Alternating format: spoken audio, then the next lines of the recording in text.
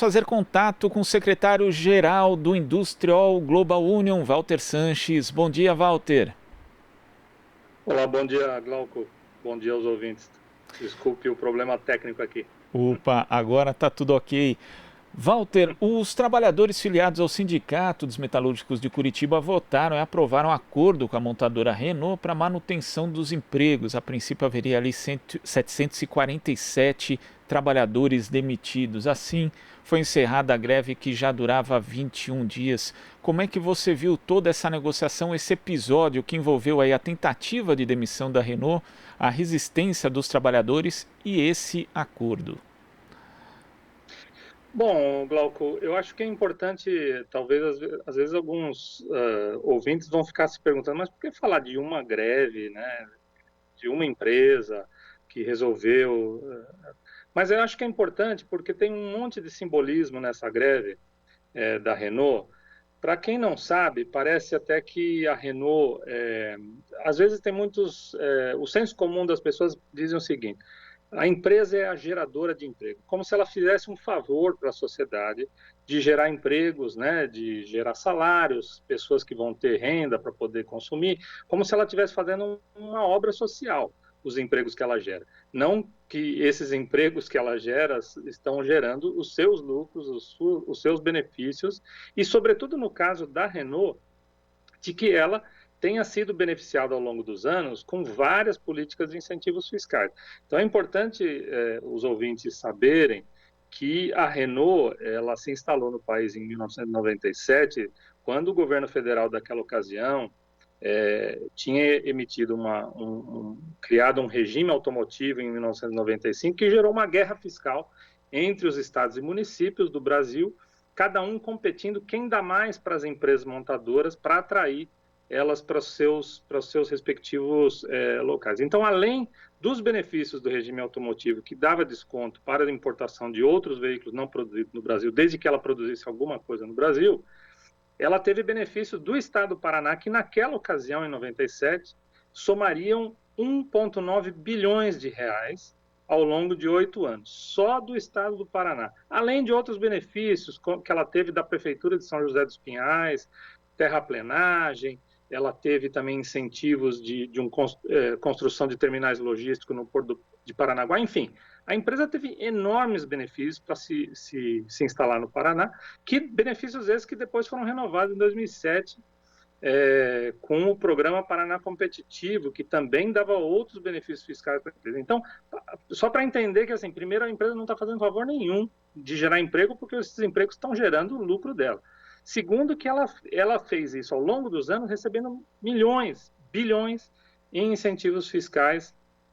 Então, portanto, a única contrapartida dela era manter esses empregos. Segundo, que a empresa, pelo fato de fazer as demissões de maneira unilateral, ela estava rompendo acordos que ela tem globalmente conosco, né?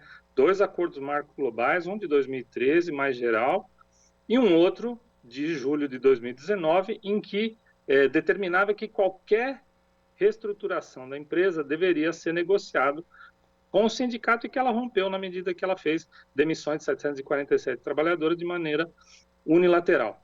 O importante é ressaltar que o que motivou a empresa voltar à mesa de negociação na quinta-feira passada foi uma decisão da Justiça Regional do Trabalho em que determinava a reintegração de todos os trabalhadores. Um dos motivos que o Procurador Regional do Trabalho do Paraná apresentou para isso foi exatamente os nossos acordos marco globais e que ela não estava cumprindo o que ela havia firmado globalmente com o nosso sindicato global. Então, o fato da empresa ter voltado à mesa de negociação foi em função, inclusive, também desses acordos marco globais que ela não estava cumprindo e também em função das leis de incentivos fiscais que ela estava violando as suas contrapartidas. E um dos acordos, inclusive, feitos com a Renault foi feito com a própria Industrial em junho de 2019, Walter. Exatamente. Esse é um acordo que nós fizemos e que determina o seguinte, como nós estamos num momento de transformação da indústria, né, do mundo do trabalho em geral, né, falando sobre o que a gente chama de digitalização, indústria 4.0, futuro do trabalho, é, tem uma série de provisões em relação a treinamento contínuo da força de trabalho, o direito de desconexão, a qualidade de vida no trabalho e, sobretudo, o direito à transição para o novo modelo produtivo que deve ser negociado com os sindicatos localmente. Então, essa é uma provisão do nosso acordo global e que ela estava descumprindo, e eu acho que a resolução desse acordo, da forma como foi feita, é um alerta para a Renault e para outras empresas com as quais nós temos acordos globais, que a Justiça do Trabalho e, sobretudo, os trabalhadores, com a sua resistência, a sua solidariedade aos demitidos, fez com que ela cumprisse as suas obrigações que ela firmou conosco. E como você falou, né, às vezes as pessoas enxergam empresas como se fossem beneméritas, como se promovessem obras sociais por gerar empregos, que na verdade elas precisam dos empregos, precisam da mão de obra.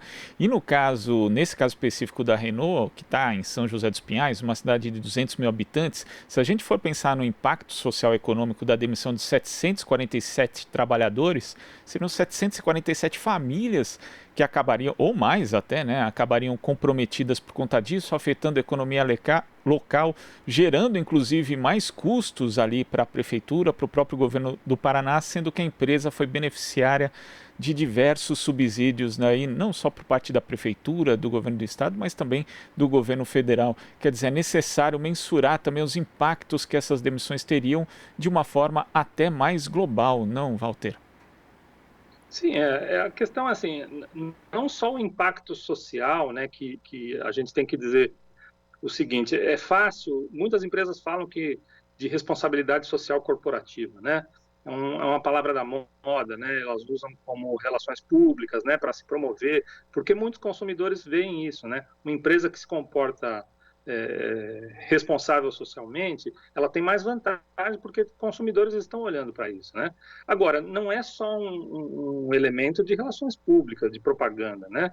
É um elemento que deve ser testado, sobretudo na hora da crise, porque quando você está tendo lucros, está tendo vendas altas, investimentos, um momento bom da economia, é fácil ser responsável socialmente. O desafio é ser responsável socialmente no momento da crise. E no caso da Renault, ela tem que, no mínimo, a mínima contrapartida que ela tem com o Estado do Paraná e com a Prefeitura de São José dos Pinhais é a manutenção dos empregos. E não é que o sindicato esteja se negando a discutir alternativas para que a empresa se mantenha competitiva e que ela consiga atrair novos investimentos para novos produtos para a região. A questão é que isso deve ser feito de uma maneira socialmente responsável, negociada com os sindicatos, que foi o que, no fim das contas, acabou acontecendo, mas precisou de 21 dias de greve, um movimento muito bonito dos trabalhadores que se uniram em torno da defesa dos empregos dos seus companheiros e companheiras e que fez com que a multinacional pare para pensar que ela tem compromissos com os sindicatos, globalmente e localmente, e com a sociedade através dos incentivos fiscais que ela recebeu do governo do estado, da prefeitura e do governo federal ao longo de muitos anos.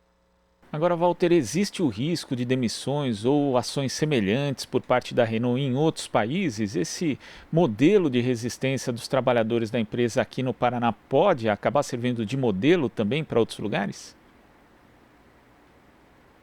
Olha, Glauco, a empresa ela anunciou em maio um processo de reestruturação em que ela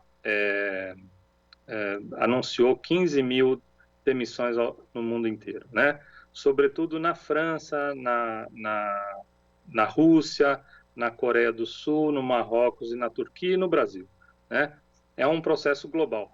Agora, naquele momento do anúncio, nós contatamos a empresa e ressaltamos os compromissos firmados, que isso deve ser feito de maneira negociada e, via de regra, o que tem acontecido, sobretudo no caso da França, é que isso tem acontecido. O processo tem sido de maneira negociada E eu fico satisfeito de ver que o desfecho do que aconteceu no Paraná também foi uma saída, um desfecho negociado com o sindicato a nível local, que viu todas as possibilidades, uma coisa que é bom para a empresa e bom para os trabalhadores. Porque não pode se jogar nas costas dos trabalhadores erros gerenciais que a empresa a nível global fez, de não aprofundar sua política de fusão com a Mitsubishi, com a Nissan, e que hoje essas decisões estratégicas erradas, né, que já derrubou 2 CEOs da empresa nos últimos 2 anos, que isso não possa ser jogado nas costas dos trabalhadores, sobretudo pensando assim, bom, o Brasil é um país de terceiro mundo, então aqui a gente faz o que a gente bem entender. Não é bem assim, e espero que a Renault tenha aprendido a lição e que restabeleça sua política de negociar com o sindicato a nível global e local. Tá certo, Walter. Muito obrigado pela sua participação aqui no Jornal Brasil Atual e até a próxima. Até a próxima. Um bom dia a todos. Bom dia. Conversamos aqui com o secretário-geral do Industrial Global Union, Walter Sanches. Você está ouvindo Jornal Brasil Atual. As notícias que os outros não dão.